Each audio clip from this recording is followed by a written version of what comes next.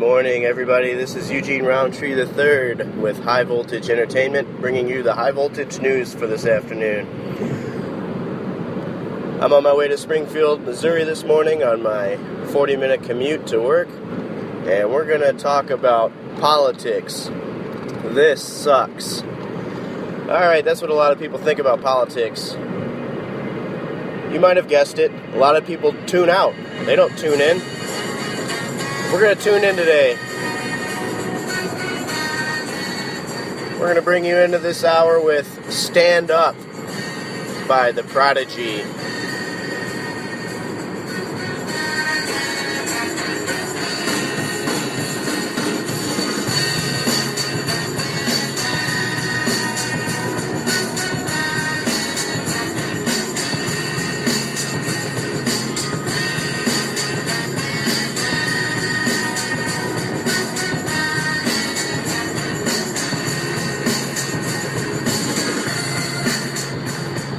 That's right, we want all of you to stand up, fight for your right to party, as the Beastie Boys used to say.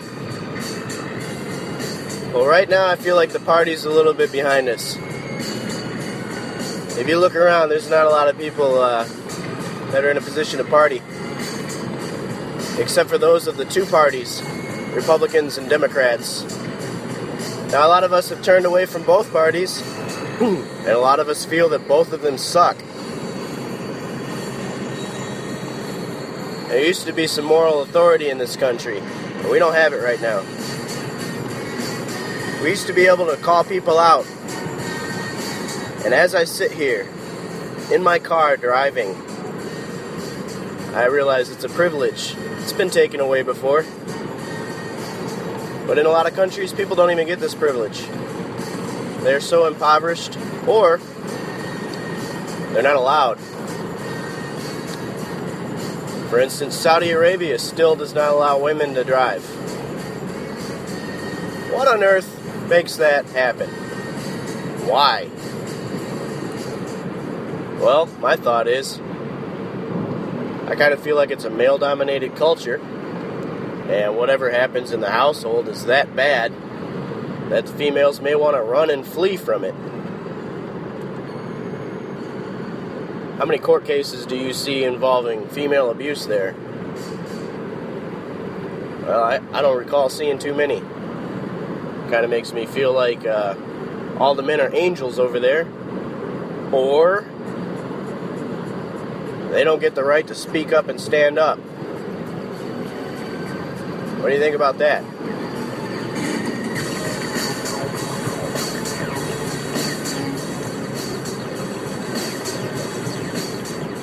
Well, I think this sucks. We should be able to say something about it. But it's a little difficult when our puppet in chief, Barack Hussein Obama, is droning the snot out of everybody on planet Earth. It's kind of hard to tell people about human rights when you are, quote, unquote, as saying, I'm pretty good at killing people. And yes, he did say that. Would you want that happening to you? Walk into Verizon and you can find that little VR drone that you can buy. Like Parrot 2.0 or something. And you too could be a drone lover. But how would you feel if you were using that to kill people? To me, it takes somebody without a soul.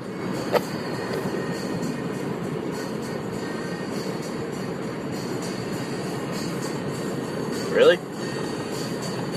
They couldn't be jailed or put on trial? You gotta drone them from above? It's like the stuff you used to think about as a kid. Oh yeah, if I was omnipotent, I could just get them from above. Well, that's no way to be. Which is why you're here on Earth in your little trial. You're not it's a tongue twister at 9 a.m. You're not omnipotent. An enemy. It's an enemy. Just like on Finding Nemo. Yeah, omnipotence does not come with being a human. And it doesn't come with being a Google robot either. Or a DARPA robot.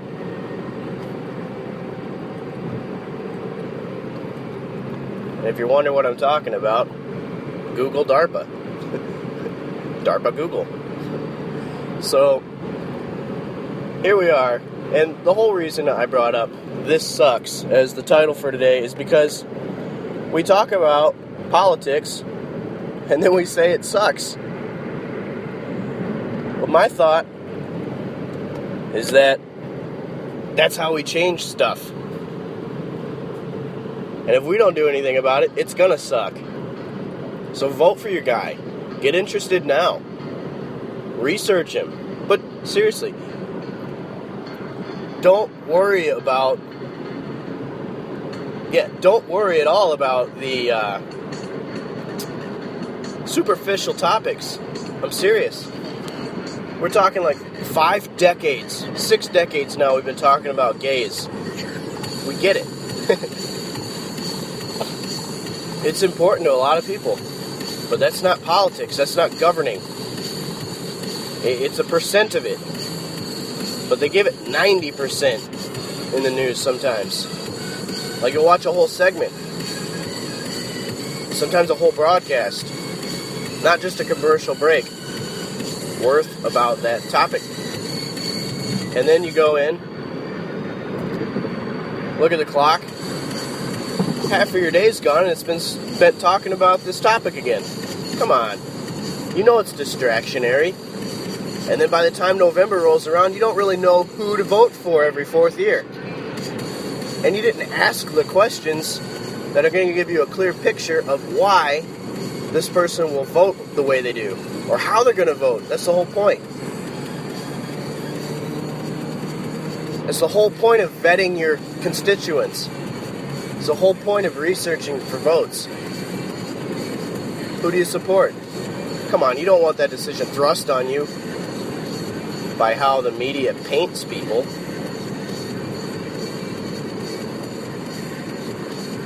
And as I think about Ukraine, we've placed into power this situation that's unfolding where it might be somebody strange. Somebody that's not going to represent their people. It's hard to say what's going to happen, but George Soros funded Barack Obama in all of his elections. Yeah, he's funding this thing going on in Ukraine too. It's documented. And so, is that what we want? Come on, we got to think for ourselves. That's the whole reason we get a vote. Even if we think that it's a rigged election, you still need to vote. In fact, I'd be of a sound mind to put my vote on public access somewhere where it would say how I voted, and then if everybody had their votes for public in a different third-party system, you could show it later when they tally it up 49 to 51% once again, or whatever it's going to be. You could see the inconsistencies. This measure right here where everybody logged in how they really voted proves that you're wrong. This is not the final tally. And then they drag it on until 2 a.m. in the morning. You might get a messed up Chad or something on your ballot ticket. And so they'll check that for a couple months, fully knowing who they really want in office.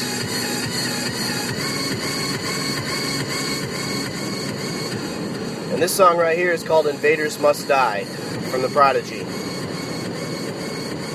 Kind of fitting now as Ukraine is being backed by Western invaders. Venezuela, the same thing, by Northern invaders. Syria by Western invaders. Hate to say it, but right now the U.S. doesn't look too good in their New World Order.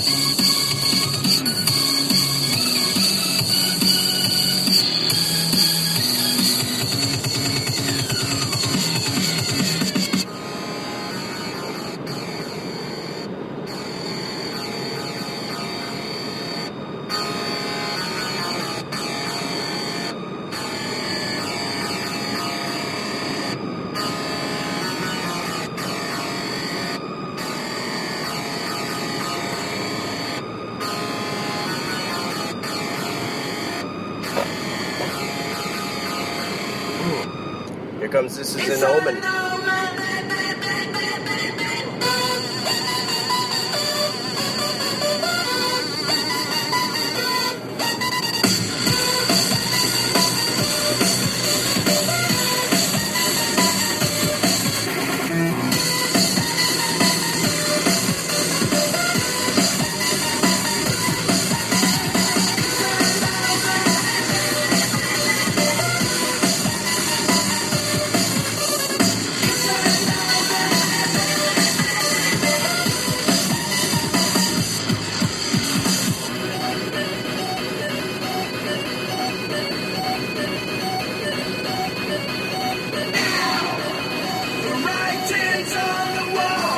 The writing is on the wall, and it won't go away.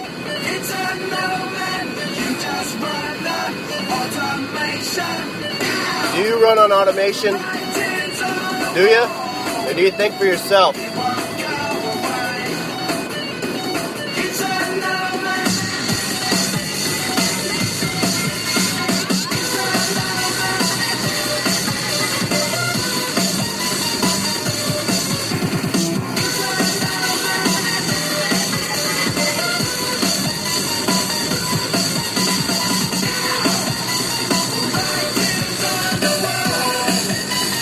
It won't go away.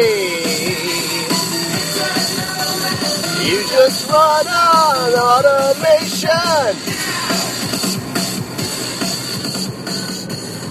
Ask yourself, do you run on automation? Do you see the omen? Do you see the writing on the wall? How are your hopes and dreams? You grew up with them. How are they treating you today? Do you live in the land of the free and the home of the brave, or do you live in the land of the free and the home of the slave? Free to be a slave. How do you rate? That's why politics sucks. Do something about it. Nobody else is going to do it for you. You got some millennials that don't even know what the Bill of Rights are, what's in it, and how it affects them. Without it, they're back to pre-Civil War, pre-Declaration of Independence, pre-humanity. They don't get it. There's a song by Megadeth called Millennium of the Blind. It says, take out your eyes. You're not going to need them anymore. You may as well be walking blind, millennials. Generation Xers, we know what's up. We're watching our parents and grandparents. We're watching the way politics affects them in real time. We're watching how it affects us. We're watching how we grew up. We're seeing what's happening around the world. And you know what? We're going to stand up. We're going to look at the writing on the wall. And we're not going to meet the millennium of the blind. That's a whole bunch of bullshit right there. And I don't care how CNN, Fox News, NPR, MSNBC, and the like want to paint things. I'm sitting here watching Ted Nugent just hand CNN's ass back to that female reporter. And it's about time somebody said something about Wolf Blitzer. Seriously? Come on. We watched him with cupcake interviews for the last 6 years. Oh, and I'm sure he was just really, really rigorous inside, huh? Yeah, well, he didn't show it. And his questions didn't really fall in that either. He can host a debate. Anybody can host a debate and ask cupquake questions. It sounded like cupquake. Well, you know, we can worry about the dog and what the dog eats for the next president that gets into office. We can worry about what their favorite golf clubs are that they like to use. But damn it, it doesn't matter. It doesn't matter.